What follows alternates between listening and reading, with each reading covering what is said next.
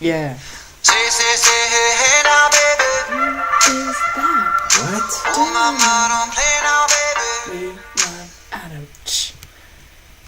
All right, well, I don't know if that really works out, but it shows you a little personality of my wife and who she is. I just love that song, guys. I wanted it to be magical how we opened up our first podcast. All right, well, we are going to start our first podcast, and what better way to start 2018 by doing it with a podcast, just enjoying an hour or so with one another across the table with headphones on and microphones in front of us. Yeah, it's really cute. And just so you know, the podcast that we're broadcasting, it's the Better Half PDX. The Better Half PDX. That is, that's what we've decided. And my better half is Caitlin Smith, and she is across the table from me. And my better half is Kevin Smith.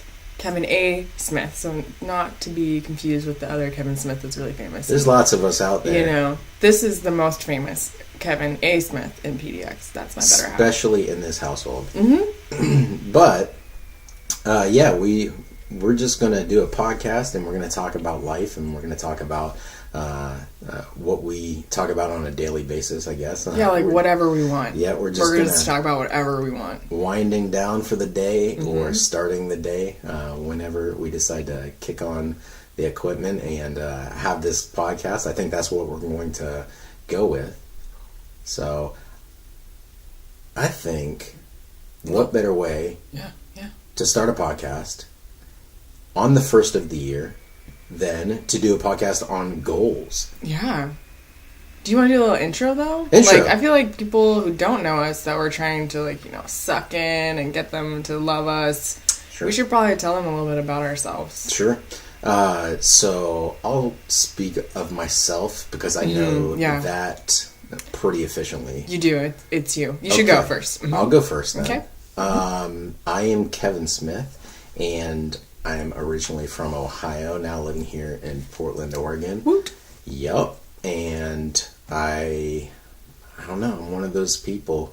I definitely think my wife considers me master of none and jack of all trades, master of none, I guess, is my title in this household. So yeah, my parents are awesome. I got a couple sisters, they're sweet. Good people, and I have an awesome wife who has started me into my goal setting of 2018 by getting me to check one off.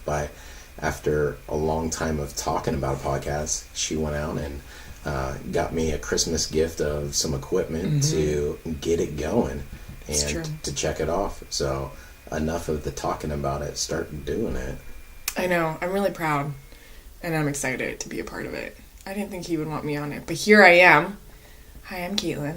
Hi. This year I'm going to be 30. Wow. I stuttered because I was scared to say it out loud. Also, I'm also from the great state of Ohio, the great place to be from, and maybe live sometime in my life again, but I don't know if that will happen because Oregon's amazing. What about me? I like lots of things on podcast lands. I like to listen to running podcasts. I like to listen to Dave Ramsey sometimes because I'm crazy about finances, and he's also just fun to listen to in general. It's pretty hilarious to listen to him. Yeah. But the running podcast is my favorite. I like to run once in a while. It's one of my joys of life. My favorite one was about pooping, running poops. That was my favorite. That, you know what? Circle back to the things that we've tried to get people to suggest for us to podcast about over the last week or so. Oh my gosh, that Jeremy guy. Valletta throwing out there. He wanted us to do a podcast on farts, which I told him, of course, it's already taken. Which stinks. No pun intended. No, the pun was intended. But anyway, he responded quickly thereafter to saying everything or anything that comes out of your butt. So, poops, there it is. Jeremy Valletta. We checked it off the list. Yep, I talked about poop. So, yeah, that's a little bit about me. Sorry that poop came up so early, but welcome to my life. And what else? Is that all people need to know? You guys can ask us more questions if you want to know more about us. Yeah, shoot us an email. We'll eventually get some stuff going, and you can shoot us an email, and we're going to figure this out. It's going to take us step by step. Also, advice is welcome. Right. Who wants to, do our website? Who wants to take pictures of us to make us look good? Yeah. Who wants to manage our career as podcasters? Yeah. I guess that's definitely one way that we can go. But I think as far as getting advice, last night was a good start. It was great. We had the Bartons over. Yes. Who are lovely, lovely people. Also known as Deanna and Chris. Yep. We love them. Yep. Mm-hmm. And so we sat down with them on a New Year's Eve. There's nothing better than a married New Year's Eve where you're eating carne asada in sweatpants and splitting a bottle of wine. Stop it. I mean, when you're a married couple, that's sort of the best sort of scenario out there, really. Yeah, I would still go dancing. But yes, it was enjoyable. Yeah. Okay. It was enjoyable. Okay. Mm-hmm. But anyway, after dinner, we decided to sit down with them and sort of talk about goals and what their goals are, what our goals are, and so we're going to go over some of our goals. Yeah. How we set them, what sort of categories we have for goal setting for the year, and then we're going to, I think, dive into at least one of them. Yeah, that sounds like a great idea. Yeah. You want to, read off some of our categorical... Is that a word? Anyways, categories of goals. Yeah. Please do. You know what? If it's not a word... I just made it one. We can start making words, Okay. Also, as a part of this podcast, we'll be making a Smith Dictionary. Thank you. Copyright, print, done. CC, 2018. LLC, whatever all that legal term means. Go. Yeah. Okay. So, our 2018 goals. We always start off our goals with our spiritual goals because we're believers in Christ, and so that sort of touches every facet of our life. And so we have spiritual goals is where we start, and then we go over to financial goals because money touches a lot of stuff in our life, and we have to be smart with it, and we have to make it, and be on the same page with it. We're gonna spend it and all that stuff. Yeah. And then we're gonna do physical and mental goals. So physically, where do we want to be? What do we want to improve on? I know Caitlin is a specimen, so there's not a real there's not a whole lot for her to improve on. I think my husband's hitting on me on this podcast. Why not? If anybody can, it's him. Yep. If you have nobody else have is a allowed, spouse, by the way. Yeah, whatever the platform is, go for it. And then fun goals. You got to have some fun out there. If you're going to be making money, if you're going to be sacrificing for things to do, stuff physically, mentally, spiritually, then you gotta have some fun along the way. Whoop, whoop. Yeah.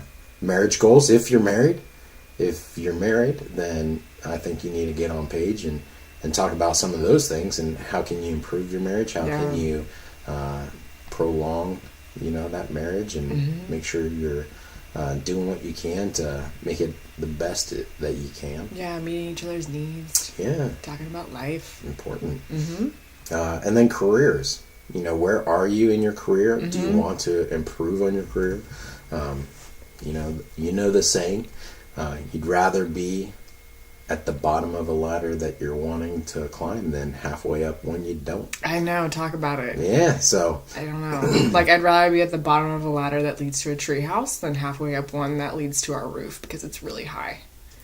Does that relate to what you just did, or am I making things up? In Rome? Okay. I don't know what that really means. I don't know. I'm just trying to relate it to me and maybe others who would be listening. What does that look like? Yeah. So for me, that's what that looks like. So if you have a treehouse, yes, get to put a ladder at the bottom of it so Caitlin can climb it. It's sort of what I'm getting out of this. Yeah. I don't really know anyone with a treehouse right now. I don't either. But I'm about to make some friends out there. Yeah. It's out there in the intraweb. So, yeah. Yeah, we live in Portland, but I'm not going to say the region yet. I don't trust any of you. Yeah, that's fine. But let me know where your treehouse is. Anyways, continue. Yeah, sure. So those are the sort of categories that we sort of lay out before we write down our goals. And I think it's important when you are setting goals and Caitlin will tell you, do not make resolutions.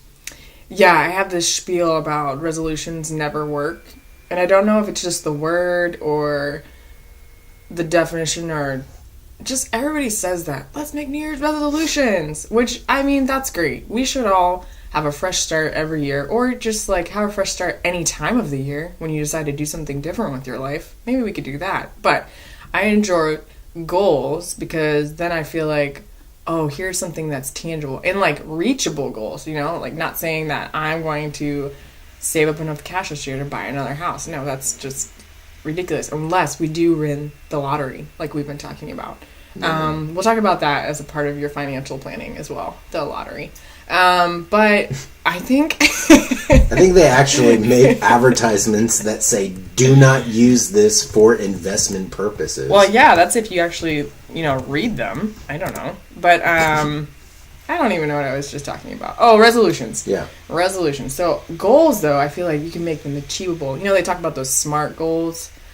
I don't know, something about measurable and reachable, and there's some time associated with S. it. SMART starts with an S. So it's got to be specific. Okay, thank you. I didn't know what it was. That's why I skipped it. Attainable.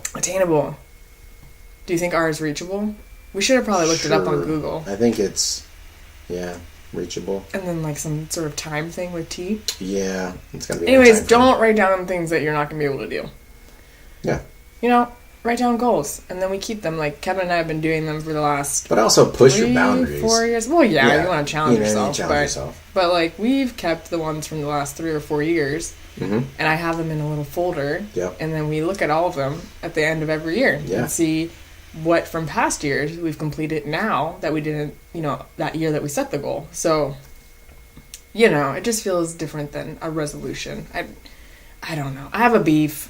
Don't ask me why. Well, probably because when I've set them, I've never kept them. But doing goals together has been helpful. Yeah, no. Yeah. I think that's important. Yeah, me too. Do you want to get into, should we talk about some specific goals that we have? Should we share and care with those who want to listen to us? Yeah, if you're still tuned in, then... yeah, well, thank you. Yeah, Number one, I'm going to just a little clap for you. Yeah, we don't have any of those, those sound effects. I am the sound effects. Right. It's actually pretty great. Yeah, she's good. I think we're going to jump into finances. I think it's easy for us... so many people talk about their physical goals. I want to lose this kind of weight. I want to stay on a diet and everything like that. But I think realistically, just because over the last couple of years, we've actually attained our financial goals. Yeah, we've done some cool stuff. I mean, I for sure have failed my physical goals consistently in the last couple of years, which is fine. It's okay. But financially... we have obtained, and definitely over this last year, looking back on the past year of 2017, it sort of definitely gives me hope for 2018 because of how well we've done and how focused we sort of have gotten as far as our finances and making money in different ways. We'll definitely talk about that. And I feel like I could write out an agenda right now so people know. Sure. How do you feel about that? Like, number one, we're going to talk about budgets. Number two, we're going to talk about that side hustle. Make that money. Whoop, whoop. Number three, we're going to talk about relational and trusting in your finances. Yeah, being on page. Yeah, and number four, just long-term goals. Yeah. That's pretty good, right? That's great. Wow, I just wrote this podcast right now, guys. Right now. This is on the fly. Agenda, gone, done. Right. Actually, we did this earlier. The sound was horrible. I'm redoing it, so I don't want to lie. But that's pretty good. Yeah. Number one. Deanna Barton gave us a couple things to touch on. We gave them like a little, maybe a little highlights of. We gave them a sample, a little podcast. Tester podcast. Yeah, we did like a half hour. And one of the things was we have to speak about our emotions. Yeah, and just be real. Yeah, people want to hear us. Be deep, real, all that stuff, right? So I'm going to be real with you guys. There's times in your life where you do something and it doesn't really count, or people weren't paying attention and you're like, I'm never going to do it that good again. I have to be honest. That's how this podcast, this morning podcast went. we talked about the same sort of stuff. We talked about our goals and finances and stuff like that. And man, it went good. It was great. It was 57 minutes of gold, baby. It just sounded horrible. It sounded like we were swimming in the ocean. Yeah, we were underwater. Yeah. It was the aquatic version. We're learning, podcast is the aquatic version. We're learning how to do a podcast. Number one, we have all these boards in front of us, guys, that we don't know how to use. So, lesson number one. Number two, we have this software we're learning how to use. So, any feedback, any nuggets of wisdom. We've gotten some nuggets from my cousin Pete. Shout out to Pete for all this gear that I bought. Mr. Strout, because we're just open and we're hoping as we go to make it better. And also we got advice to video ourselves, which we're not doing yet, obviously, but we need to figure out how to make that work. So you guys can see our facial expressions and whatever, the sweatpants that we like to wear and the updos that I will put my hair into, which is the same every day. Yeah, Caitlin talks a lot with her hands, so I do. I mean, to get the full effect of who she is. And those who know me know. Yeah. It's just I'm not Italian. I'm German. Maybe it's all the same, but I just talk with my hands. I just wonder if I were to ever handcuff her, if she would just stay quiet. You just bound those hands and then I'm not going to tell them where our handcuffs are. Hello. Forget it. Well, that'll be another podcast. I guess so. That's the sex and marriage one, right? Yep. Okay, all right. Because let's Deanna get said... back. She did. She said, get real, talk about the things people don't want to talk about. She did. You got to talk about money. You got to talk about sex. You got to talk about careers. You got to talk about relationships. Yeah. All those things out there that people are scared about. It's true. I'm scared to talk about handcuffs. But let's go back to our agenda today. Okay. Number one, let's talk about our budget, babe. Budget. Okay. Yeah, tell people about what we did last year. This is kind of a big deal. Yeah, last year, man, it's been a long time, it feels like, even though it's only been a year. I know. It feels like we've been doing this forever. We did a lot of stuff last year. So last year, we decided to sort of get focused and really get on the same page as far as our finances and getting a budget. And I'm tell you what, doing a budget isn't here, write it down on a piece of paper and you're done. That's not how it's going to work. It really took us 4 months for sure to really get on the same page, to really not be breaking certain budgetary sorry, that's my chair moving. Yeah, okay, all right.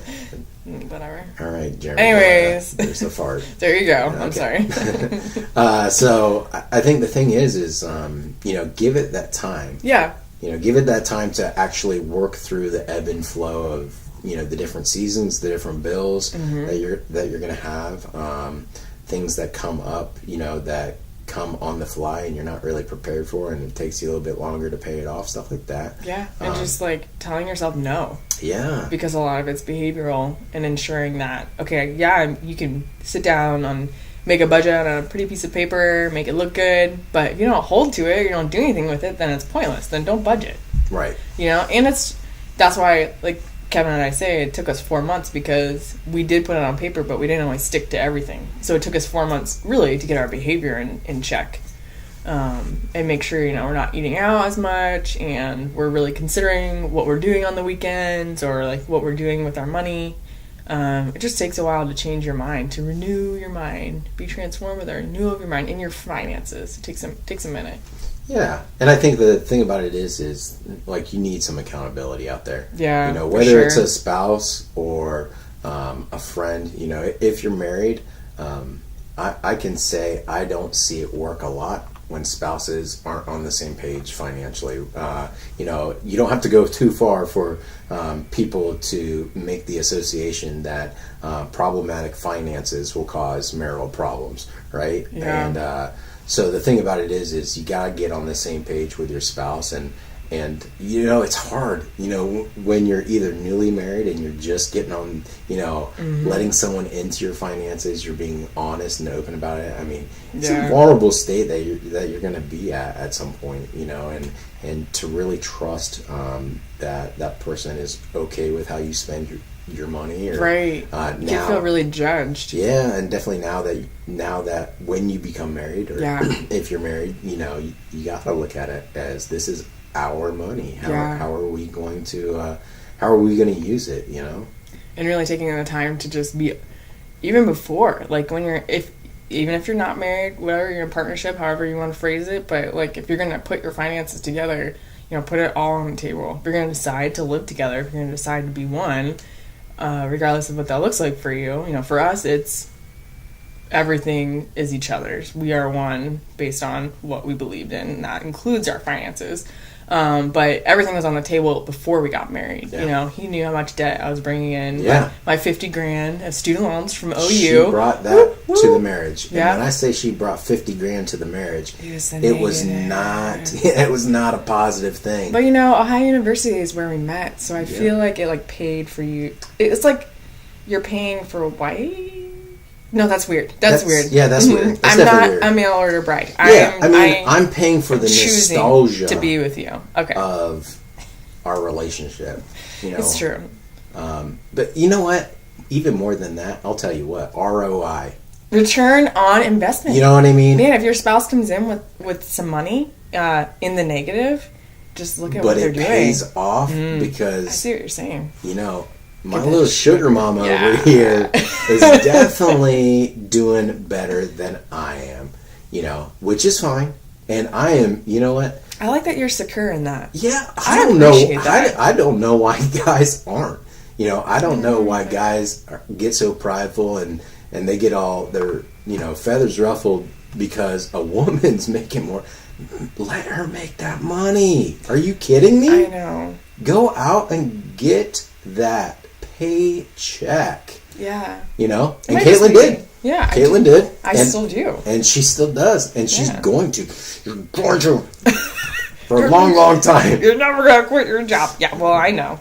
I like my job, actually, so that's fine. Anyway, so, before you get married or you move with somebody, counting the costs, which is one is knowing your spouse's debt. Yep. Right? Getting on the same plan with a budget, talking together on a regular basis about your finances, which can be really, at the beginning, man, it can be frustrating. Yeah. Because you both have a different idea, right? Like, me, I'm like, every morning I wake up, I look at my budget app, I'm like, oh my gosh, I need to create a new account, new category in our budget so that I can put this here, or, oh, I need to talk to Kevin about this, or... I'm like such a control freak and OCD about it. But it's good. I think he does it too. Do you do it too, babe? You look at it a lot? I don't think as much as you. Okay, I'm a little bit more trusting, but... I know I'm trusting. I'm just like, every day that the pending goes non-pending, I like to allocate. So we use... Just sort of let the chips fall where they may. Yeah, I'm controlling. No, so we use Every Dollar, the Every Dollar app, which we pay... It's $100 to use it for the year, so $10 a month.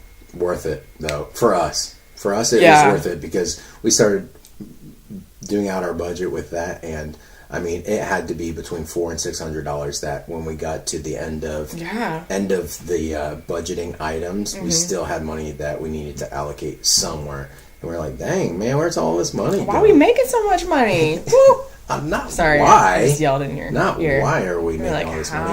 We're working hard. Yeah, where's it going? Where's it going? Because year in, year out, for the first couple of years that we were married, we were making okay money. Making good money, babe. Yeah, we're making good money. And then at the end of the year, our bank account's the same. We got a few $100s in savings, and and we're this and that. But it's not until you really decide to buckle down and, really work at it. Yeah, it's true. And I think one thing, so we enjoy Dave Ramsey. We don't do everything he says. Right. But, I mean, the emergency fund approach that he has, we've done that. We'll be fully funded emergency fund. So that for us is, 3 to 6 months of expenses for our home. If one of us were to lose our job, we've got, let's say 20 grand put away and ready to go if anything were to happen that we just don't touch, so that we're prepared if something bad or something comes up that we didn't budget for. So I really appreciate that factor of his show.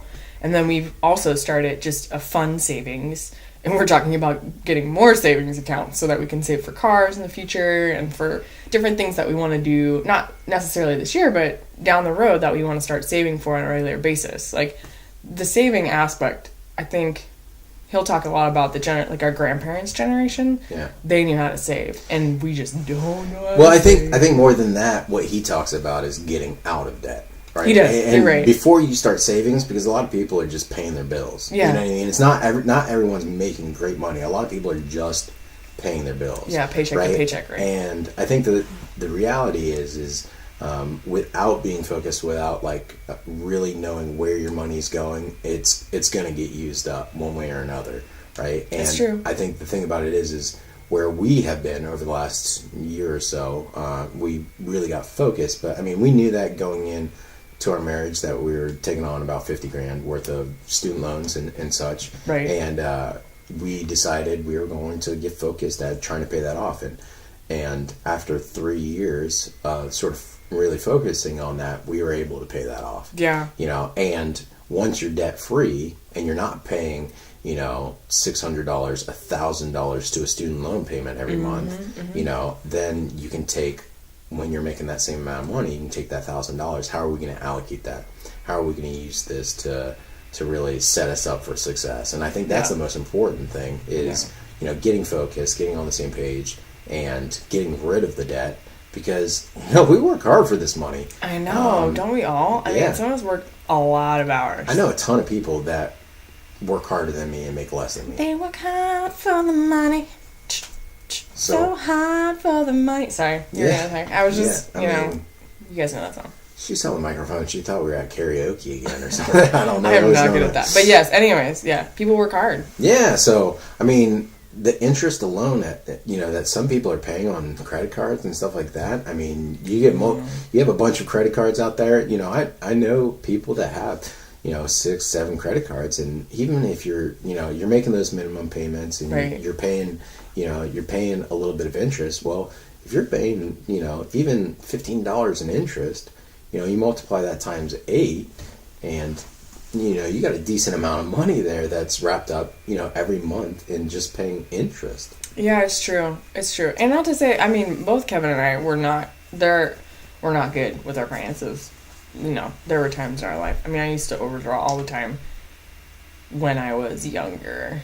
I'm still young. Yeah. But when I was there, overdraw, and I didn't know what to do with my money. So it's like really till this last year, money was not something that I was intentional about, and I can definitely see the budget is something that I would preach to anybody, because it's definitely been a huge help. And not just EveryDollar, but Mint. Mint does exactly what EveryDollar does for free. Yeah. And the only thing about EveryDollar is it forces you to go and look at what you spent and to put it into those categories, where Mint does it automatically. So it could get to a point with that app that you're not really considering what you're spending, but you're just like, oh, thank goodness this app is, you know, allocating it. But I mean, you can use either one. Yeah, you don't have to worry about it. Yeah, and I was definitely horrible. Definitely before I got married. I mean, before I became a Christian, I was gambling. You know, and pretty addicted to gambling. You know, had the just the very inconsistent sort of lifestyle of, you know, winning and losing, you know, thousands of dollars in an evening, you know, which, you know, people that know me and maybe my parents would be, you know, would hate to hear that, but the reality is that's who I was, that's where I was at, you know, and there was times where I was doing that, you know, and, you know, it just was stressful, man. It was stressful to go out there and, you know, and do this thing that I was excited about and I thought was great and everything like that, but then, you know, the gut punch of losing a bunch of money in a night and then, you know, having to living pretty meagerly, you know, until the next paycheck to get back on my feet, sort of thing, just sucked, you know. And when I became a Christian, I sort of knew that was unhealthy as far as because I was taking care of God's money, and that was the way that I really viewed it. And that was the thing that sort of got me back on track, and I haven't played cards in over 6 years, and then definitely even more than that, that was the thing that sort of really changed my heart on gambling in general, but then having someone accountable to, you know, getting married to Caitlin and being like, this isn't my money. I can't be foolish with this money. This is Caitlin's money. This is our money, you know, sort of thing. And so having that accountability was huge as well. I just can't go spend money on whatever I want. And that's sort of the lifestyle that I think a lot of us at sometimes lead is like, I got this money. I want that. Like, Yeah, okay. Yeah, get it now kind of mentality. Yeah, instant Which we all gratification. fall to. I want it. Yeah, for sure. I mean, it's a culture we were brought up in, so it's not like we just have to fight the culture. Yeah. Which is that like a revolution? Anyways, I don't think so. I'll think about it, but anyways, yeah. I mean, budget and our paths and finances. So number 1, budget. What was number 2? Side hustle. Yeah, you got to make that money. Yeah, we got some money. good ideas too. Yeah. I mean, should we just share what we've done as far as side hustle? Yeah, I think 2017 was definitely, that was like our prolonged, ongoing sort of theme for 2017 was the side hustle and making that money. Absolutely. I think, let's see, we have a couple. So number 1, I'm going to talk about, so we have a rental property. Mm. You know, we decided after we paid off my student loans and we, started saving up a little bit, we're like, man, we had this idea of, well, first we were going to find a house for us, something smaller, and rent out the house we live in now because there's just a lot of space here we don't need. Because it's just us, we don't have kids, so why do we need 4 bedrooms? We don't. So we looked around for a while and we just couldn't find anything that we're like, man, this is forever. But we did find a cute little 3-bedroom, 1-bath house. Super cute. One owner, Bob. Love Bob. Yeah. Looked like the 60s. This burnt orange Shag wool carpet. Wool shag carpet is the bomb. We remodeled. Shout out to Alex Romanofsky. Did a great job. Great quality work.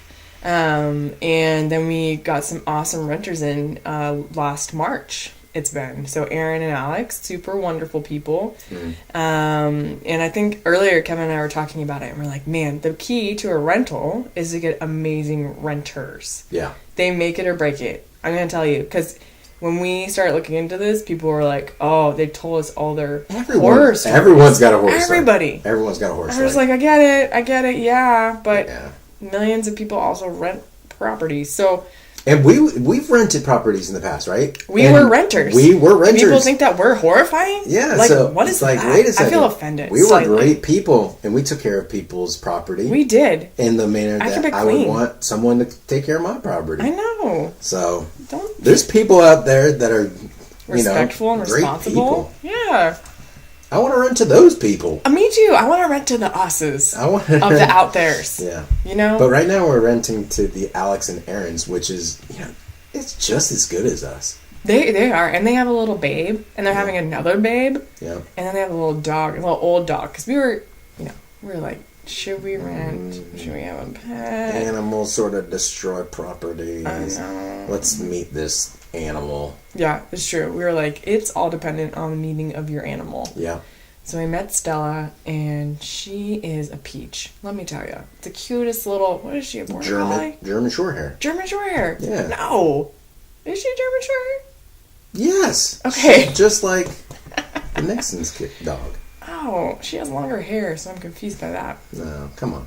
Okay. Well, anyways, whatever dog she is. She's cute, she's old, she's adorable, she doesn't jack up the house, so we're grateful. Yeah. We're grateful for that. So the rental property has been really awesome. Yeah. We're going to keep that for a while, and then I'll tell you more about that in number 4. We're going to talk about long-term plans. But so side hustle number 1, rental property. Babe, you want to talk about side hustle number 2 that we have? Side hustle number 2. So, like Caitlin said, we have a house that's much bigger than we need. Mm-hmm. And so we started looking into this Airbnb sort of things. We've stayed in Airbnbs. Yeah, I love them. And I was like, you know what? We should do that. We have more room than we need. And right now, we had rented to a couple people in the past, friends of ours and people that were sort of moving from one stage of their life to the next. And that was fine and everything, but we're like, why don't we just do Airbnb and do it on the, it's the short-term sort of way of making a little money on the side, and we can turn it on and turn it off. And I knew a guy that was doing it, and he's like, man, it's great. Yeah. And the amount of people that are like, you're letting people stay in a house with you?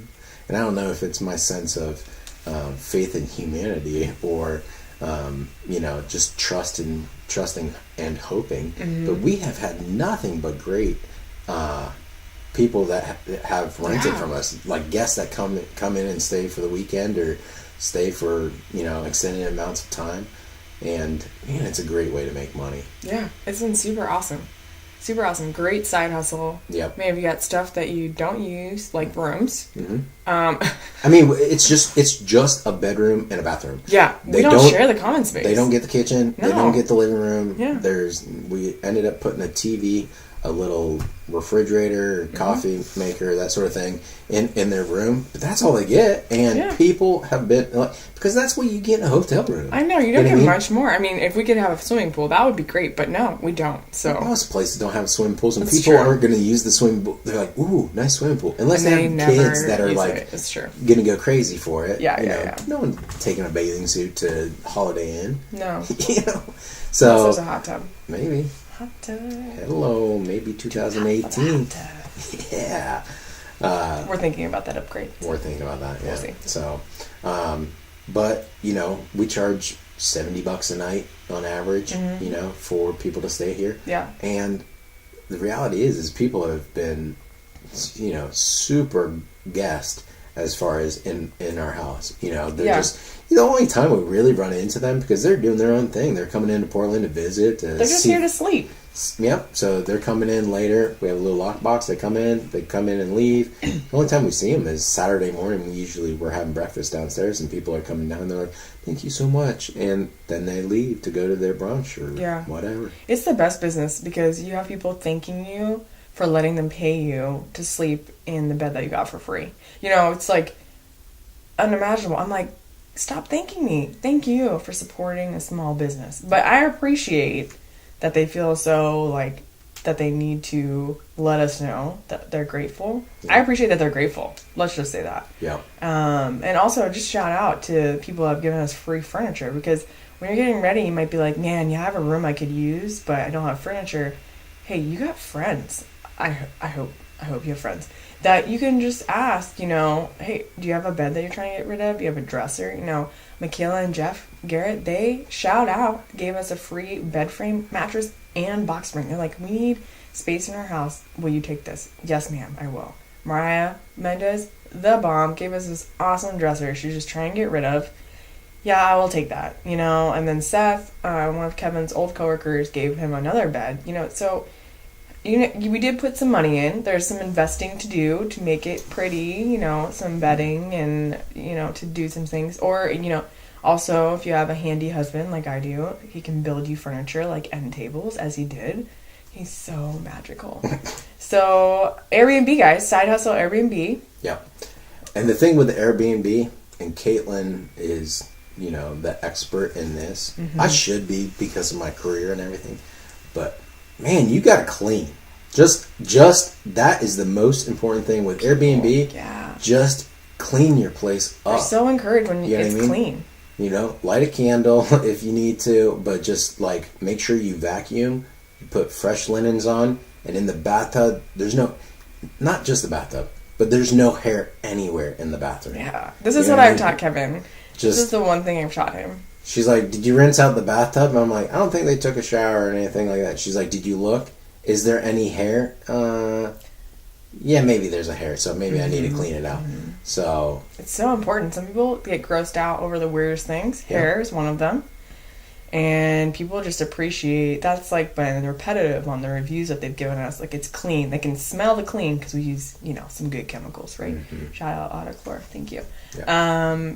And we ensure that everything, when we vacuum, that the lines, we try not to step back in the room so that the lines are there. They see we vacuumed and it's pretty, So, yeah, just keep it clean, guys. Little things, details. Yeah. The little details are... people appreciate. Pick up a couple flyers. Pick up some business cards when you're out to eat. Yeah.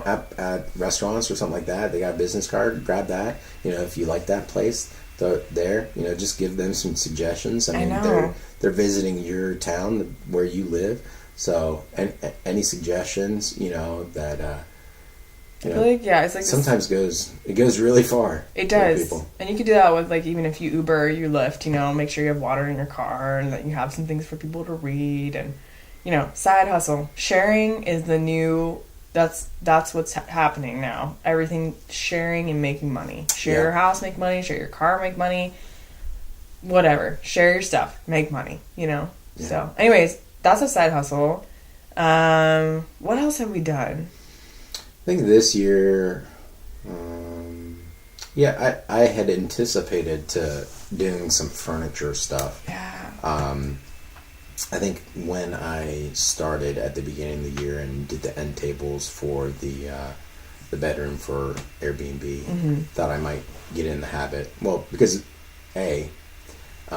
anytime you can take a hobby and monetize it, go do that. Great idea. Do that as long as you're not like sucking the joy out of it for the profits. Don't fall out of love with it. And I didn't, because my profits were high for those things, because the end tables were free pallets from work that I broken down, and then all I needed to do was sand them, cut them, stain them, together, make them look kind of nice. And then other things that I was able to this year. I was going to do a bench, and the person that wanted to, commission me to do a bench, and I did this old rustic bench with a 100-year-old barn beam, and man, it looked really nice, and it just didn't work for the woman for her house, but it looks great in my house. So I don't even care. Kaylin was like, I kind of want to keep this. I know. At first I was like, what? That's silly. And then I was like, forget this noise. I love this bench. Yeah. Kevin's made a lot of stuff. Like, he is a talented man. I feel like I just want to give a short spiel of your talents. Ready, guys? He's a brewmaster. Yes, that means he brews his own beer. He's also what are they called? I don't know. He's a roaster. He roasts coffee. He makes furniture when you need it. He fixes furniture. You just fixed Carlene's bench the other day. I mean, like, she just rolled up and he said, "Yep, zip, zip, zip, zip, zip." That's the power tools. Yeah, I only use zip ties and duct tape when I fix stuff. So that was like me just mimicking. Zip. I was mimicking a saw and a drill. Okay. Just so you know. But side hustle. Find something that you love to do. I have not yet. Kevin's really creative, and I'm a little jealous because I am not creative in the way that he is to like sell these products, but I have brain power, so I'm thinking one day maybe I can sell my brain. You know what? It's not too far off, because Caitlin, first of all, she makes more money than me at her regular job, and which is great. But then also, she's on the verge of getting her last certification, and once she gets her CIH, certified industrial hygienist. Wow. And she's already a certified safety professional. I am. Once she gets that second, let me know. Once she gets that second certification, I think she's going to do some side hustling where she does some independent contractor going in and doing walks and making sure that businesses and buildings and everything like that are taken care of. Yeah, let's do it. I think she's going to be able to do that. I'm thinking about it. Yeah. We'll see what I can do. Some additional time when that's done. But so side hustles are good. Yep. We love them. What was number 3? Number 3 was well, one of the things that we made money on this year. Yeah. Or I was able to. Yeah. And I think it's probably my Midwest background. You see something for free and you want to pick it up. Sort of thing, Why not? When you think you can do something with it. If you don't think you can do something with it, which I'm a little bit of a pack rat, so I got a decent amount of crap that I don't need.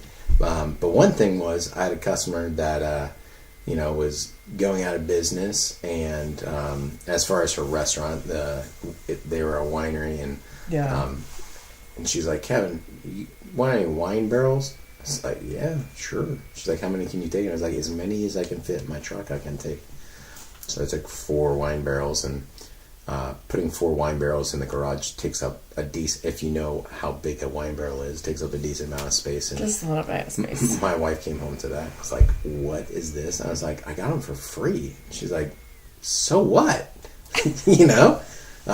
Well, I have issues with space. She likes organization and space. Well, I ended up putting those on Craigslist, and I had a guy, saying, "Oh, I'll give you $80 for a couple planters." I know. So, zip with that power tool she was talking about, and just cut. That's what all power tools are going to sound like from now on. And just cut it in half, and Bob's your uncle, and I got 2 planters and got $80 for him and Boom. deliver that to him. And he's like, man, where'd you get these? And not wanting to give up my source, I said, why do you want to know? And he's like, well, I was hoping to get a couple more. And I was like, how many more you want? And he's like, oh, I was thinking about 3. And I was like, you know what? I'll sell you 4 for 3. Done. And made a few $100, and he was more than happy to take them because he is a certified organic, urban farmer or something like that. These Northwesterners. He wanted all native plants, and they had to have independent, pods for them. And I just want to see that happen in the Midwest. I just want to roll up in my hometown and be like, hey guys, where is your certified organic gardens? And why don't you have individual barrels? And they'll be like, what does that mean? There's some food over there. Yeah. And just make it and eat it. You're gluten intolerant? I don't really care. That's all we've got is gluten. You got to eat it. The Midwest is gluten. I know. They don't even know. I don't even, you know what? I didn't know about it until I moved out here. I don't even think people, I had no I don't idea. think people on the West Coast know what gluten really No, is. I mean, I knew the dairy thing. I understand that. You got an upset tummy? I got a little, my tummy, but I still eat that dairy. But the gluten thing, I was like, what? You can't eat pasta? My life, my heart, it breaks for you.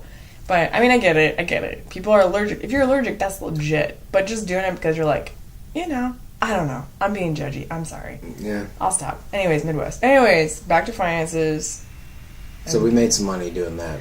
I made some money selling some barrels that I'd gotten for free. It's true. And I don't know if you're keeping track of profit margins, but free pallets from work into end tables cost me $0. Free barrels from winery allocated into $80 a barrel. Free to $80. That's a good profit margin. It is a good profit margin. It's like, you just $80 done. Yeah. Given to you, basically. Handed to you. For each one. Yeah. That I stored in my garage basically for 2 months before. It's true. You know what we should talk about is relational aspect of finances, that number 3 that we're going to talk about, because, man, we've already been talking for 45 minutes. Shut up. Yeah, no, I'm not going to shut up because we're on a podcast, so people don't hear my voice. Talk for 15 more minutes. Yeah, because we might be longer than an hour. Anyways, relational aspects of money. Babe, do you want to start? Where do you want to start with this? If you're in a relationship, you need to be. I mean, we sort of talked about it. We did. I mean, let's dive into it a little bit more. Because if you're married and you're not on the same page, if you have separate bank accounts, I'm not saying that it can't work, because I know it can. Yeah. My parents are a pretty great example of that. My dad pays certain bills, my mom pays certain bills, and they've made it work, and they're going on the better half of a half century. Oh, I like it. The Better Half PDX. Yeah. Better Half PDX people. Mm-hmm. Plug. Yeah. Hashtag. So, my parents have made it work. But I just know too many people that aren't on the same page with their spouse about what they're spending their money on. Yeah. And it causes just conflict, Yeah, it's really difficult. And even having the same bank account, it's really about communication and trust, because I know people that they do have the same bank account, and maybe it's just one person does all the finances and the other wants nothing to do with it. But at the end of the day, nobody's really communicating or taking the time to have a regular, meeting in the home to understand where the finances are, what the goals are. They're not setting goals together. People aren't really discussing how they feel about each other's spending habits. It's just, even if you do have the same bank account, if you don't communicate and agree upon a plan or agree with each other of how you want to utilize your money that you're making, it's just pointless. So I guess, for me personally, I enjoy having a bank account together, because I think for me it's a trust issue. And if my spouse feels like, or my partner feels like they can't let me know what they're spending money on, unless it's for me and it's a surprise for some reason, right? If they can't let me know what they're spending their money on, then that's a trust issue. Then why are you being shady? Don't be shady. Yeah. And if you need to squirrel money aside so that you can do a surprise, there's ways of doing that. There is that you guys can agree upon. Yeah, we did that. We did that for Christmas. This is the first time that we really surprised one another for Christmas for presents. I don't think we've really done presents in the past for one another. We've done where we both went out together somewhere and we're like, hey, we're spending Christmas money. How much money are we going to spend on one another? All right, let's go shopping. You want that? All right, I'm going to buy that. Here you go. Yeah. But this is the first year that we actually, sat down and decided on a budget for one another. Right.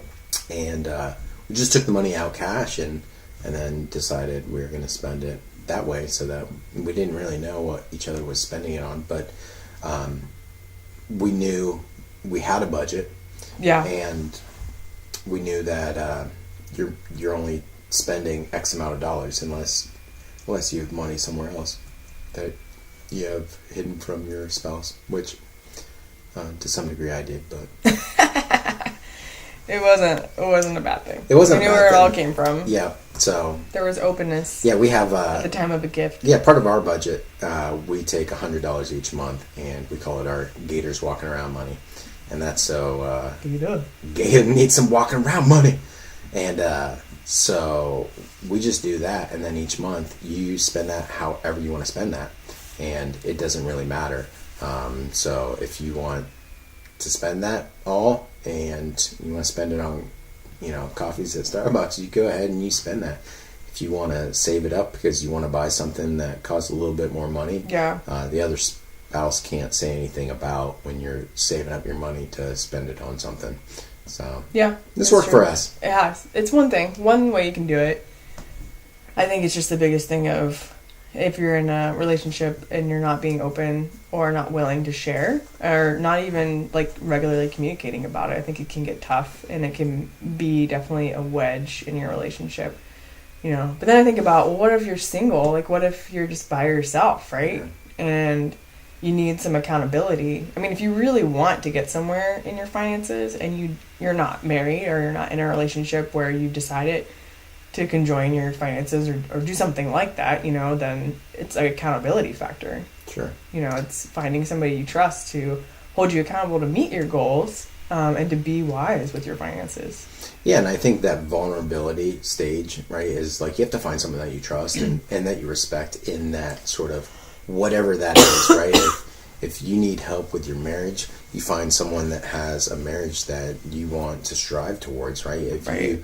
If you want help with finances, you find someone that you really respect and you think that they're doing well financially. And if they're doing well financially, or at least they're open about it with you. Yeah. I think that vulnerability, whether you're single or married, that is going to be the thing that sort of proves and definitely helps with the accountability, right? If you can't be vulnerable with someone and be like, if someone comes over to my house and is like, Kevin, hey, I want to talk to you about finances. How are you doing financially? And I'm like, we're not going to talk about how I'm doing. You don't need to know how much money I make. Yeah.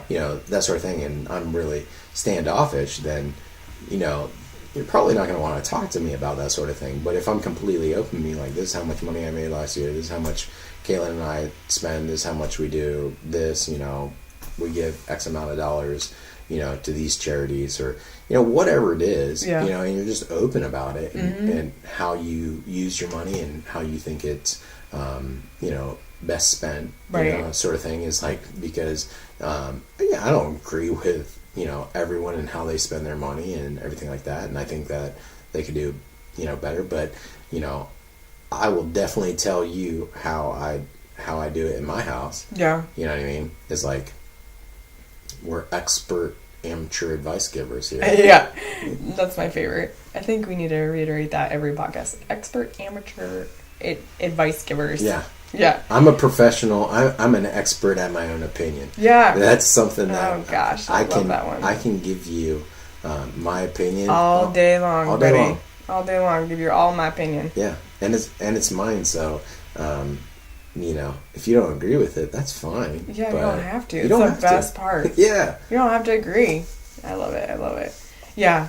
Yeah, so relationally, it's really communication and trust and communication, trust, and openness, because regardless of what stage of your life you're in, if you're looking to get help with your finances, or, you know, even, I feel like if you're in a marriage and it's something that is difficult in your marriage, which it's common, like, it's okay to have difficulties. You know, it's okay to know this is something that you and your partner need to work on, but really the sooner the better, because it's just one aspect. Like, if you can't be open in your finances, what else can you not be open with? Right. So, and it's a leap of faith too. It's like getting that help. Yeah. It's always going to be something that's going to be very hard to initiate. It's like, if you're, you know, we have friends, you know, that have hundreds of thousands of dollars in debt. Right. You know what I mean? We have friends, you know, that, you know, make really good money, and, you know, you don't always know where someone's at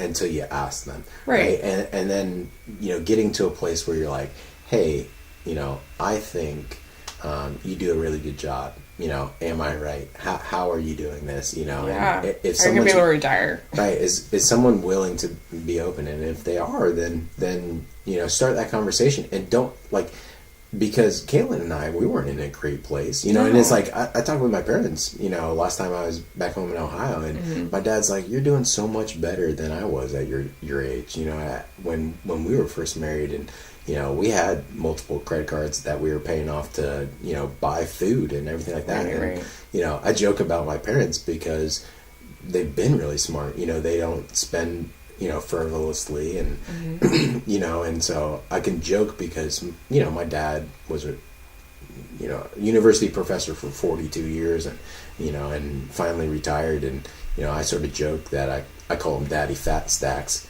because he doesn't really do anything other than watch like Premier Soccer. But that's what he wanted to do with his retirement. His retirement. You know what I mean? Okay. And he worked hard for a long time, and he provided for his family for a long time to be in that place, right? And that's true. And for him to, you know, open up about where he was at when he was in his 30s really meant a lot to me. Yeah. And gave me a lot of hope for when I'm in my 70s, like he is. Yeah. You know, and the position I might be in to help and be a philanthropist, and, you know, really help out organizations that, you know, he helps with, you know, food banks and stuff like that locally, and some things in a significant way, which is awesome. Yeah. You know, to be in that place. It's like that. You live like no one else so that you can live and give like no one else. Yeah. Another Mr. Dave Ramsey quote for you. Yeah. But yeah, that leads me into number 4, I think, though, is like thinking about what are your long-term goals, right? Because we all have short-term goals of things that we want to buy, or like things we want to invest in, and different things like that. But I mean, for me, I want to retire by the time I'm 40. And boo, I'm turning 30 this year, so we got some work to do. Yeah. Now, is that realistic? I don't know, but maybe, you know, like maybe we can sell the rental in 3 years and pay off our house, and then just throw money into investments, into mutual funds, you know? But having those long-term goals of paying your house off, or, you know, putting a good chunk of money away in your retirement, like how much are you doing right now? You know, every little bit counts to those long-term goals. Start early. Yeah. Start early. For retirement, at least. I mean, the compounding interest is your friend. So, you know, if you're in your early 20s and you're just able to put a little bit away, you're not even going to notice out of your paycheck. You know, if you're working for a company that has a 401k, you know, sort of plan, get into that. Get into a Roth and early, and just allow that money to grow, you know, when you're not really paying attention to it, because, you know, even a small amount of money over the course of 30 or 40 years of your working life, right? That's going to be, you know, that's going to be the big nest egg that you're going to be able to retire on, and you're going to be able to live on. I know. When you get to that stage where you're like, I don't, like, you know, and listen, if you can work for the rest of your life and you have a job where you love it and you can't, amen. That's awesome, you know. Yeah. But there's going to be times too where it's like, I want to be in the position where I don't have to work. You know what I mean? If I find a job that I love and everything, then that's great. But I don't want to be forced to do this. And I come from a place in the country, you know, in southeastern Ohio. You know, I grew up, you know, pretty much on the border of West Virginia, Kentucky, and Ohio.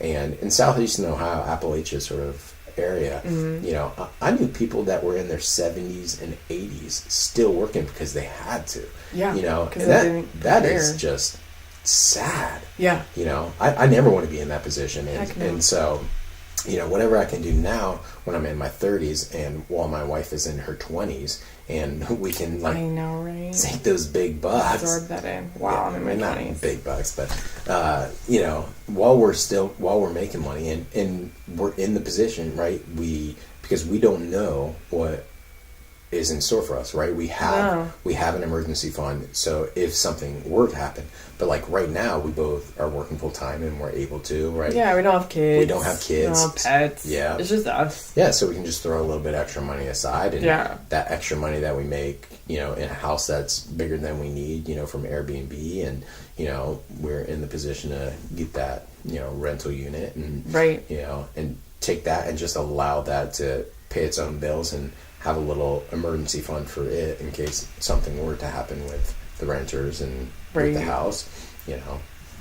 Yeah, I think that's looking for the long goal, you know, the big picture of, you know, getting to a place where, you know, your investments are making money for you to the point where you don't have to be forced to get up every day and do something that you don't want to do. I know. And some of us are there right now where we're working where we don't really want to, but but we're at a place where you know what, it's paying the bills, and hey, I can relate to that.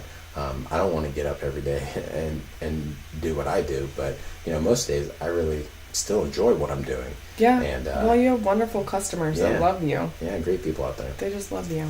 You guys are wonderful. If any of them ever listen, you're so encouraging. Kevin comes home and he's excited about, you know, Miles from downtown. What's that? The Armory. The Armory. Yeah. Miles, you're super wonderful, and just that's who I think about right now, because he just got us tickets to Tristan Dickens, and I was really grateful. It was awesome. I really appreciate that. But there's so many people, so many examples of these guys that you've built this relationship with over the last 9 years that keep you going. And, you know, hopefully Kevin can find something that's cool. You know, Kevin can find something that he enjoys consistently somewhere else. Yeah. We don't know yet. Maybe this podcast will get monetized into a way that come on, I can just talk every day. I would listen to your voice every day. I appreciate it. Mm-hmm. I mean, I do. Yeah. But I would willingly pay Seems like a talk radio station out there that's hiring right now for a smooth voiced, you know, Midwest guy. The Side Hustle PDX is our podcast, but, you know, okrambarman@yahoo.com. Just email Kevin and he'll be right there. Yeah, that was a former life that I'm holding on to as far as that's emails. Fine. I think it's good. It's still, keep your email. That's me. But yeah, anyway, so finances, guys, you know, making some goals for the 2018 year. We're doing it right now, starting our goal of having this podcast. And we hope that, you know, a little bit of financial wisdom has come your way, or even just, you know, listening to us banter, because I think we're really good at that. Yeah, we're good at talking with one another. I think, just to give you a little another glimpse of our background, is we did 4.5 years long distance before we got married. Oh my gosh, guys. So much. We are like a unicorn in the sense that, you know, we are the mythical creature that is unattainable. It's true. Wait, but what did somebody say the other day? Unicorns, they're all the same, but something else is different. Were you in that conversation I was having? Nope. And I can't remember what it is. Yes, we're like a unicorn. So anyway, we spent 4.5 years long distance, and if nothing else came out of spending 3,000 miles apart from one another, and our communication definitely improved. Yeah, I like to talk with you. Yeah. Sometimes I talk a lot. It's true. It's true. And Kevin just stares at me. It's kind of adorable, and I feel bad for him sometimes. But we're excited that you guys took the chance and listen to our podcast. We're going to do this every week. Yep. We're going to try to talk about different topics. If you have ideas, or if you're just intrigued to hear us discuss something that you think is funny, or that you would like to hear our voices say, you know, let us know. You know, Jeremy Valletta, I don't know you. Check. But I have heard of you. Yeah. And farts. We talked about farts today. Yep. For you. So please advertise in New York for us. That's where you are, right? Yep. Okay, that's where he is. And then, other people have written some stuff down as well. Joe Parsons and Zach Gowat. So we're going to get to just living life and talking about the perseverance of relationships. And we're even hoping to have some guest speakers. So we're going to work on that too. Yeah, I think we're going to try to work on both just Caitlin and I working and, with the podcast being the better half, it's not just us looking at one another, talking to one another. We're trying to be the better half, or we're trying to improve our community. We're the better half of PDX. Yeah. So we're going to try to do that. And if we can do that through talking about deep stuff, talking about our emotions, talking about feelings, all the stuff that Deanna Barton brought to our attention. It's true. Just being real Yeah. with who we're at, who we are, and where we're at. We're gonna try to touch on all those things. I like the who we're at though. Yeah. Who are we at? Who we at? Who we at? Maybe we'll start an album as well. It's called Who We At? Who we at? Who we at? Yeah, no, it's not. I don't know. I thought that was going to go into the Smith dictionary that you were talking about earlier. Oh, okay. I was just trying to bring Another one. I was trying to bring it all around. I'm just trying to figure out who I at. Okay. Who you at? Anyway, this girl's crazy, man. And sorry, guys, but we should probably sign off because it's been a little over an hour, and you told our audience it's just an hour. Yeah, that's plenty amount of time for us to talk. And next week we'll have more, and then maybe we will have guests in at some point, and we'll talk to them about who they at. Yeah, who are they at? Yeah. So I guess I'll over and out, signing out. All right, love you guys out there in the intraweb. Oh, you're talking to the people in the intraweb. Sorry, I thought you were saying you love me. Yes, we love you guys, and please share, and help us figure out how to make this bigger and better. Yeah. Deuces.